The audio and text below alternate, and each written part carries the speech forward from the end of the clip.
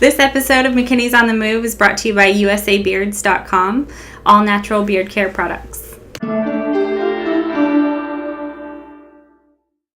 Welcome to McKinneys on the Move. I am your host, Corey McKinney, and today I have my wife, Ashlie, with me, and we are going to be talking about travel nursing and what it takes to become a travel nurse and certain things to look forward to within your adventures of travel nursing. So, welcome, Ashlie.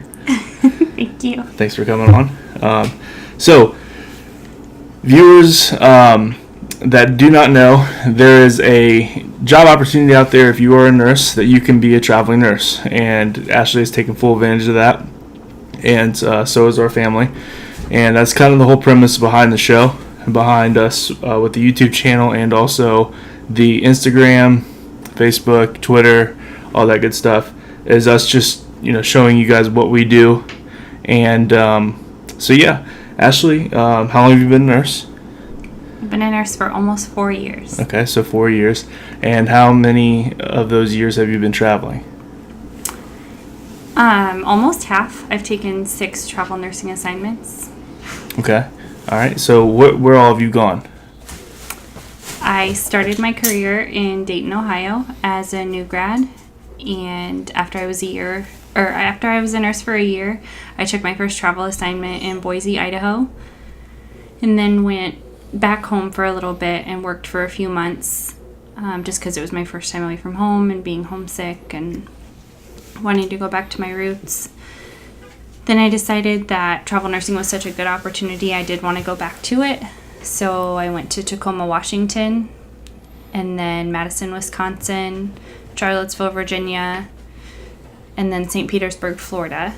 And then you got a job in Florida, so we stayed for a little over a year, and then we had a baby and went on maternity leave, and now back to travel nursing and currently in the Bronx, New York. Okay, good. So if somebody was watching this and they were wondering, I get it, you're a travel nurse and you go to all these different cities and you go work, is that pretty much the gist of it? Is that pretty much what travel nursing is? Yes, essentially. I mean, you're still a nurse. You're still working in your specialty. You work with a nursing recruiter that does all the logistics behind the scenes. And there's some other team members that are involved as well in the travel nursing companies. But essentially, you're a contracted worker, and you go work at a hospital for a length of time, whatever their need is. Typically, they're 13-week assignments, but they range anywhere from 8 to 26 weeks. But yeah, that's essentially what travel nursing is. Good deal. So, out of all those places, what would be your favorite spot? My favorite place is Boise, Idaho. Okay. And people will probably listen to this and thinking, why Boise, Idaho? Because when you think of Idaho, you think of potato fields. And, when we were out there, we didn't see very many, maybe like 1 or 2. I think we only saw 1 when they were harvesting it. Yeah. And so, but why would you suggest going out to Boise, Idaho, if somebody was listening to this? Well, I always get that reaction because I always get the question of where was my favorite place. And the reaction is, why Idaho? I don't know anything about Idaho other than potatoes. And we didn't either before we went out there. And my answer is always that everything about it. Yeah. People were friendly out there. The hospital was very welcoming. We didn't meet a stranger. The cashier at the gas station, the people serving us at the different bars and restaurants we tried, everybody acted like they had known us for years. I walked to and from the hospital. It was so safe there. The people walking were like Boise State students that I saw in the mornings and at night. I just enjoyed everything about it. The hiking, biking, all of the outdoor activities, the water sports, the mountains. The mountains were beautiful. Yeah. There was just so much to do and so much to see, and the cost of living is nothing. And They call it the hidden treasure of the West, and don't tell anybody. That's what they said when we left. Don't tell anybody about it. That's right. The city of trees. Yes. And another thing, too, is when you go to our Instagram, you guys can look and see. There's a picture on there about Table Rock, and which is like kind of like a, I'd say it's a mountain, right? Yeah, like I think it was like on the side of a mountain. Yeah, and it was set up where you can overlook the city, and you can kind of just oversee Boise and the outskirts, and it was just really pretty. It was really cool, really good time. So, along with that, so if you're a nurse and you're listening to this, and you may be asking yourself, okay, yeah, I'm a nurse. I have my associates or my bachelor's as an RN, and I'm not exactly sure how to where to go from here. So Ashlie, do you mind helping our viewers as far as like what they might want to do at this point in time if they want to go ahead and get into travel nursing? Sure. I meet a lot of nurses that say, oh, I wish I would have done it when I was young, or I've always wanted to do it. I wish I could do it. And honestly, everybody comes from a different situation, and ours is unique. Most people are young, single nurses, or nurses that have already raised a family and their husbands stay home, or they're single, or whatever. We travel with our baby and our puppy, and it's all four of us traveling, which is not the norm, but there doesn't have to be a norm. Anybody can do travel nursing. Right. So, go ahead. Everything is very accommodating. The companies will work with you. You can request time off at the beginning before you even sign your contract, and negotiate to make sure you have, the desired time off that you need. Yeah, good deal. I feel like I didn't answer your question. No, you did. I think so. So basically, like, they just need to go ahead and go online, and they need to find a recruiter or a company and just ask around and talk to different people who have had experiences like you. I think that I would recommend definitely doing your research. I did a lot of research before I took my first assignment, because I believe there's over 2,000 travel nursing companies in the U.S., and they're not all great. There's a lot of websites that rank them, but I think it kind of depends on your specialty. And I would also, if you know anyone who's a traveling nurse, get a personal opinion versus just reading 3 or 4 year old reviews online, if you can. And if not, then I would definitely call the company, ask for a recruiter that's available, ask questions. And if you don't feel like all your questions are answered, email them again and make a list of questions, and just do your due diligence and make sure that you are going to work with someone that will work with you, and you're not going to be just a number. Yeah.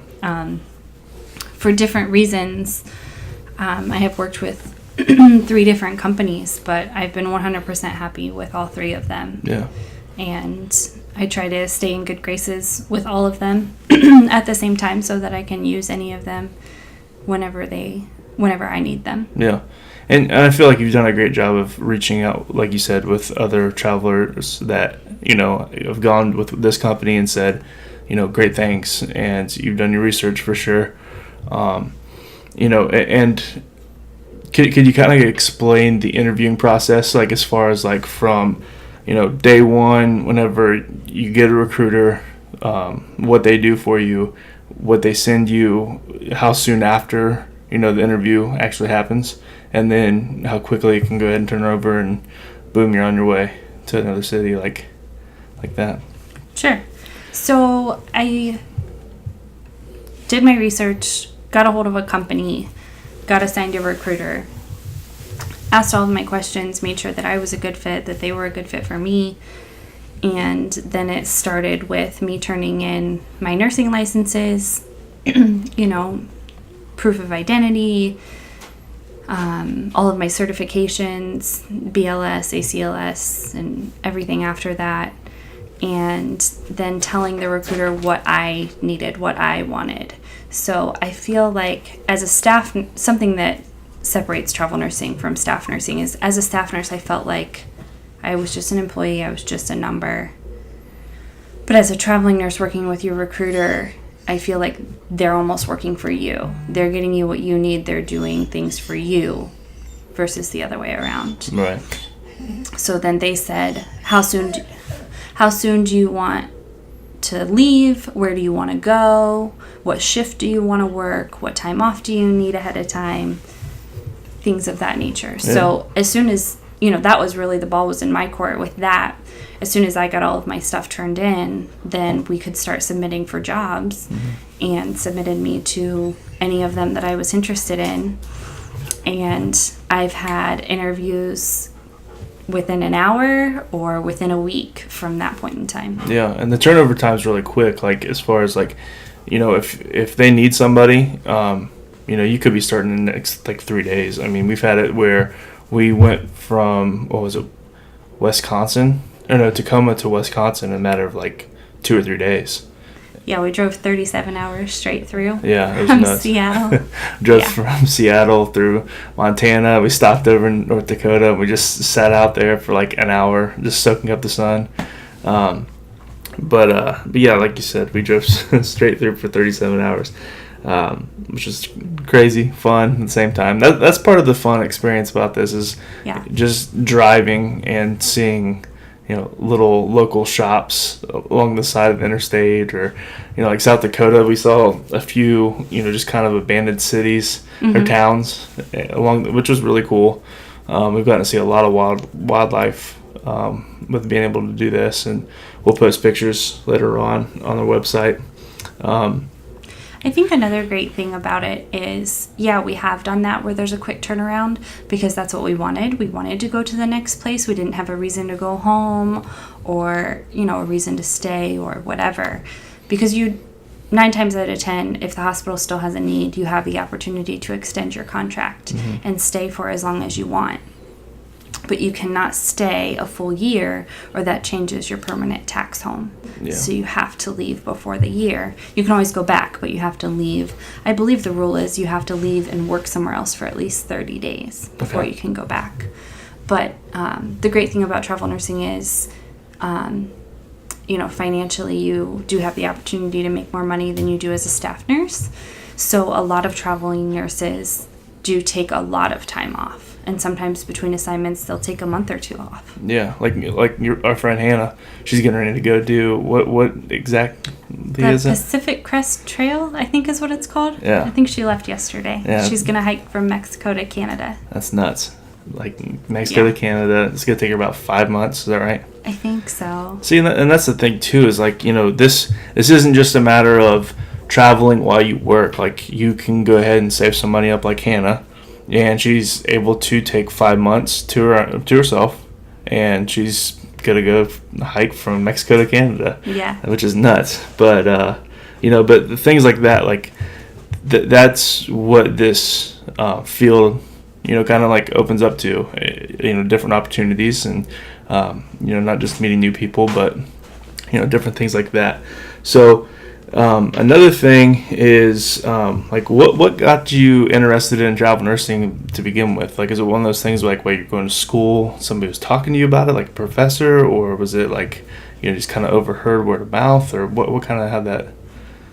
Actually, Hannah was who introduced me to travel nursing. Okay. She had been a nurse a little bit longer than I have. And she said that she was interested in it just to get out of the small town that we were from and see the country. And that sounded really interesting to me because, I didn't go away to college. I never had the opportunity to go see places other than family vacations when I was young.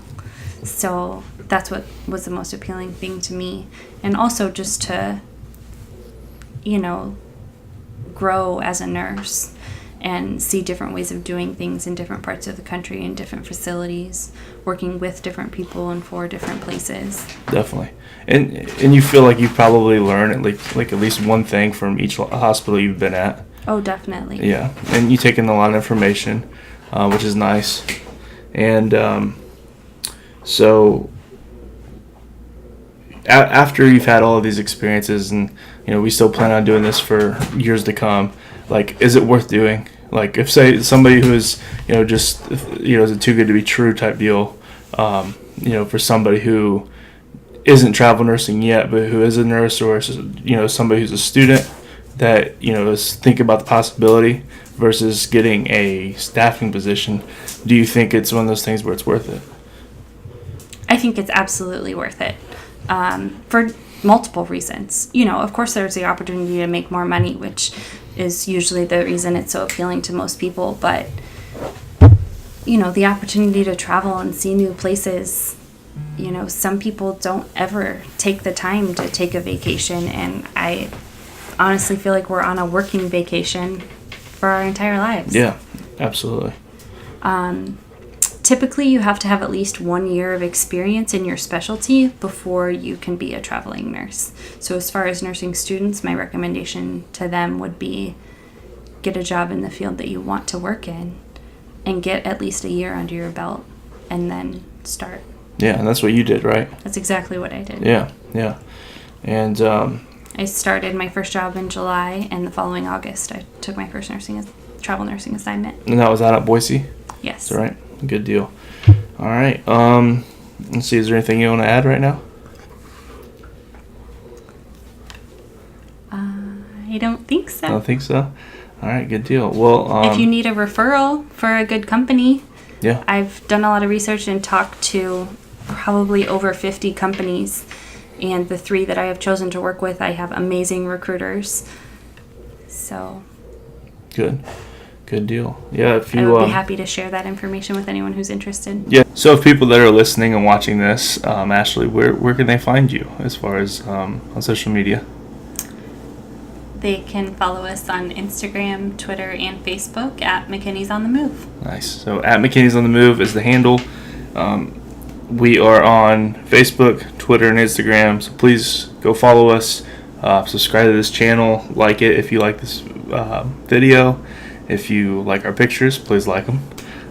Family and friends back home. Oh, wait, before we get into that, let's go ahead and touch on our sponsor. Almost forgot them. Can't forget USABeards.com, all natural beard care products. Can't forget about them.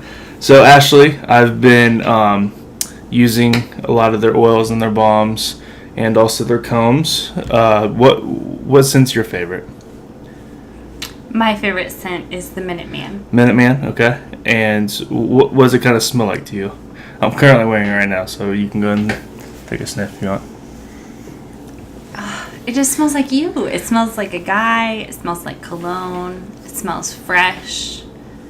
Kind of reminds me of like a woodsy, piney tree smell. Mm-hmm. It would be such a good candle. Ooh, I'll go ahead and get with Rick on that and see if he can make that happen.